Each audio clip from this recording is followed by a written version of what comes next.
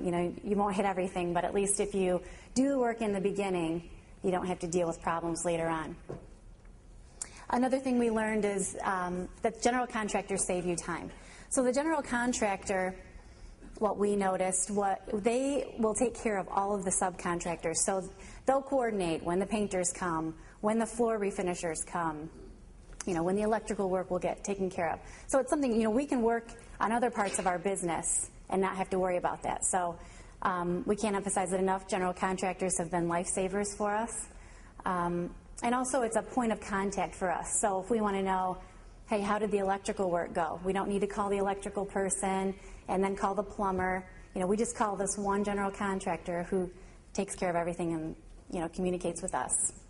And cost is relative. Your time is expensive.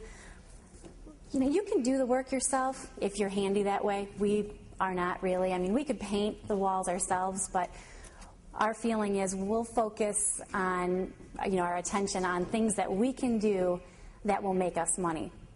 And what we find is that people who who like to do the work themselves, it ends up taking longer to do the work, and then you're getting on the market later, so you're not making as much money.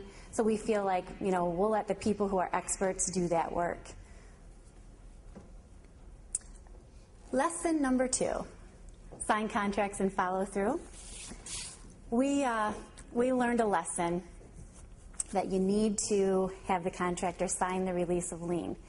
And we made that mistake on our first deal. We did not have the contractor sign the release of lien. And it bit us in the butt.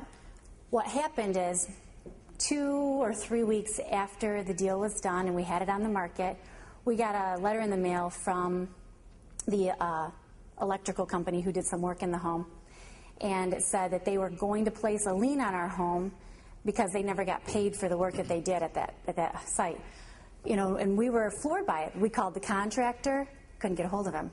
She called the contractor, she couldn't get a hold of him, so she came after us for her money. And so we thought, what are we going to do here? Do we kind of wait until we hear back from the contractor? What's our move? And so we started thinking about it.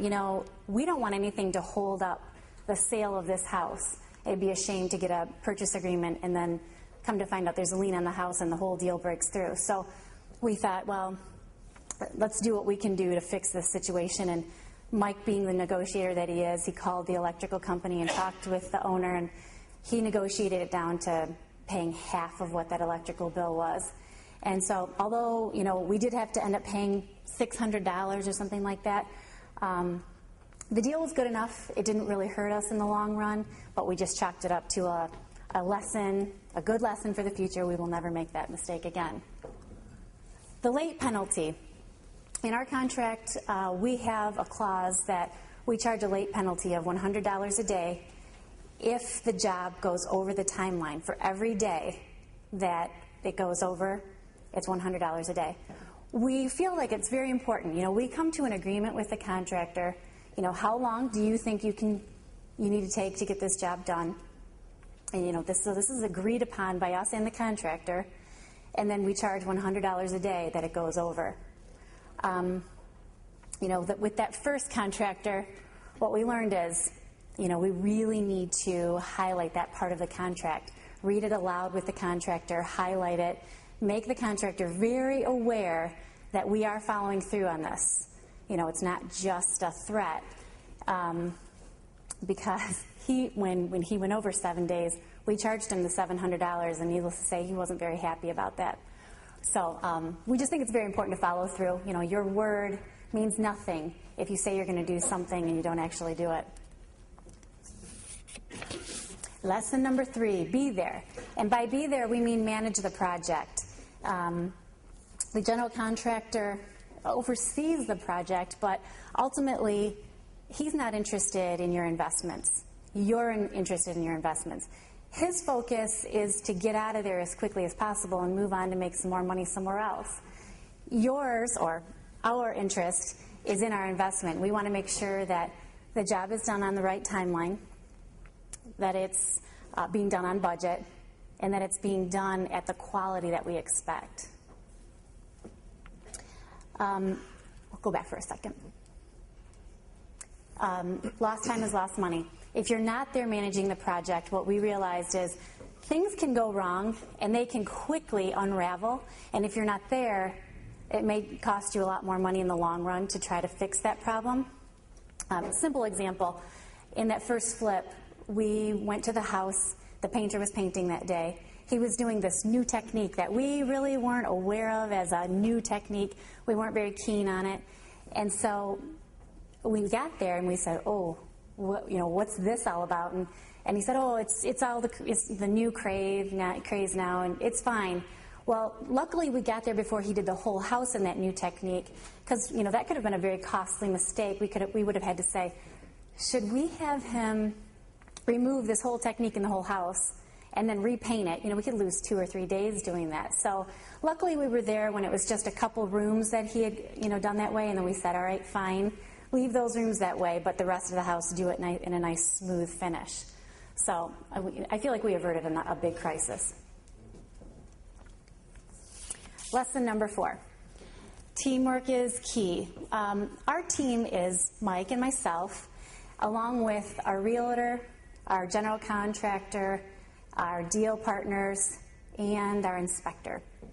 We feel like, we have our own jobs outside of this business, but we also have these experts that we're working with, and why would we try taking on their jobs?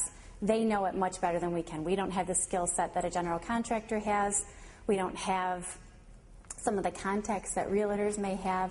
We don't have the knowledge of the inspector. So we feel like it's a nice, well-rounded team. Everybody has their roles and responsibilities. We capitalize on each other's strengths. Mike's strengths, like I said already, he's really a fantastic negotiator. In his career, that's something that's a focus for him. So it just kind of comes second nature to him. Things where he negotiates in our deals would be inputting in the offer for us. He negotiates with buyers, negotiates with contractors, and so on. More of his responsibilities are communication. He basically is the one who communicates with our general contractor nearly every day, by phone, in person. He communicates with our realtor almost every day. It seems like there's a call back and forth about something. He communicates with our deal partners. Another role Mike takes on is he's in charge of our Facebook account, which he'll talk about in much depth later. The part that I usually take on is doing more of the detail work, like accounting, design. I take on the clerical work, so I'm the one who is generally responsible for making phone calls, setting up appointments, going to the city offices and things like that. Lesson number 5, nothing will go exactly as planned, and you know that. If you've ever planned a wedding, you know nothing ever goes as planned. Same thing with a deal. You can plan it to the T, and something may come up. Your timeline may be off slightly due to some unforeseen obstacles, but as long as the deal is good enough, those minor problems should not make a big impact. Another thing is minimize the problems by doing your homework. We believe in having our houses inspected because we want to make sure that the big problems aren't something that, crumble our whole deal. So, we have the inspector check the big things, the roof, the plumbing, the electrical, and so on. We do know some investors who don't do inspections. Those people will just bake any problems into their profit. We're not that risky. We want to make sure that we have all of our ducks in a row. So we don't necessarily believe in that philosophy. We want to make sure that we kind of know what we're getting ourselves into. And then don't panic, assess the situation, and adjust. It's important for us to look ahead. So when the job is going on, when the rehab's taking place, we feel that it's important to keep in communication with the contractor. Almost daily we'll ask, what's going on, what's coming up in the next few days, so that we can judge, is there anything that we can do to help the process along? Are there any materials you need? Are there any people you need us to make calls so that things can keep going smoothly? And it's also important for us because we need to be able to keep tabs. Are things going on the right timeline? Are we sort of getting short on our time? And then if there are problems, we think it's important to immediately take care of them. Don't sit and wallow and worry. Our philosophy is do something about it. Get it taken care of. Do what you have to do. And if it's a problem, sometimes it's important to think, can you turn this problem into a positive? For example, that problem I was telling you about, the paint technique, we weren't happy about that at all.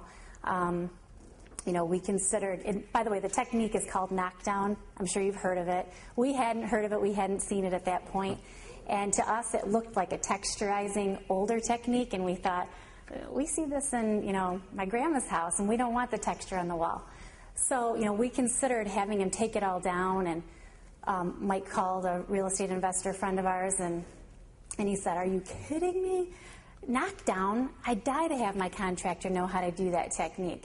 And so we thought, oh, okay, well then maybe we don't need to go in there and chew out the painter for making his own executive decision. So we said, all right, it's fine, keep it in those rooms, but don't do that in any other rooms. Lesson number 6, real estate agents are good sometimes. So there are two sides to this. There's the buyers and the seller's agents, and we use both. The reason we use both, well, first of all, let's start with the buyer's agent. They're beneficial to us because they submit offers for us.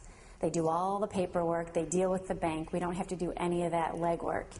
They're also important to us because they help with comps. So we can do our own comps. We can see, do they jive with what the realtor is also saying? And it's at no cost to us. So in our mind, there's no problem with a buying agent. Seller's agents, there are quite a few reasons that we use them. Number one, they do the marketing and put the home on MLS.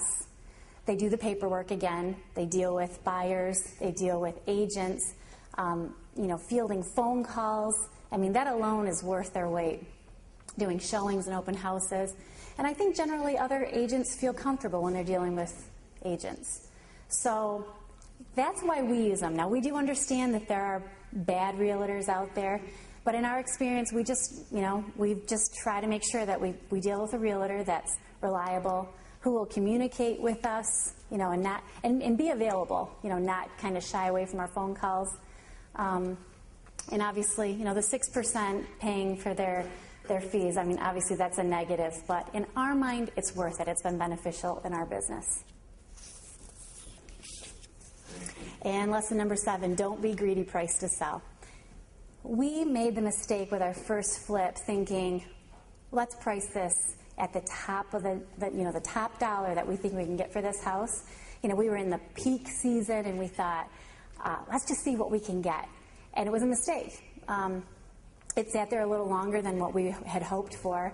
And so when we finally came to that realization that we've overpriced it, and we finally accepted it and put it where it should be, we were having multiple showings a day, and within 2 weeks we had a purchase agreement. So we just realized, start it out where you want it, and everything will go fine from there. We'd rather lose $5,000 and sell it aggressively in 3 to 6 months rather than hold it for 9 to 12 months and try to wait for that perfect offer. So those are our 7 lessons, and now I'll pass it off on to Mike.